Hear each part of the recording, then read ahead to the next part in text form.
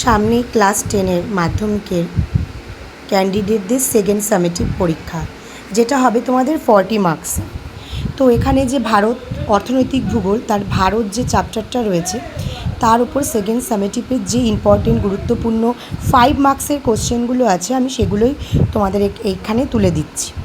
দেখো কোনগুলো পড়তে হবে তোমাদের। ধান, চা, কার্পাস, ইক্ষু, এই চাষের প্রাকৃতিক ভৌগোলিক পরিবেশ। টোটাল এই 4টে চাষ সম্পর্কে খুব ডিটেলসে পড়ে রাখো, আশা করছি এখান থেকে একটা কমন পাবে। নেক্সট দেখো, পূর্ব ও মধ্য ভারতে লৌহ ইস্পাত শিল্পের কেন্দ্রীভবনের কারণ কী? ভীষণ ইম্পর্টেন্ট, আরও একটা গুরুত্বপূর্ণ প্রশ্ন। ভারতের জনসংখ্যা বন্টনের তারতম্যের কারণ কী? আরও একটা গুরুত্বপূর্ণ প্রশ্ন। পশ্চিমাঞ্চলে পেট্রোরসায়ন শিল্পের কেন্দ্রীভবনের কারণ লেখো।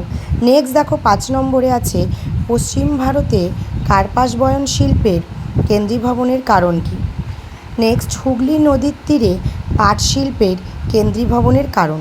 তো এইখানে মাত্র 6টা কোশ্চেন দেওয়া আছে, এর মধ্যে থেকেই হয়তো ভারত থেকে 5 মার্কস কমন চলে আসবে।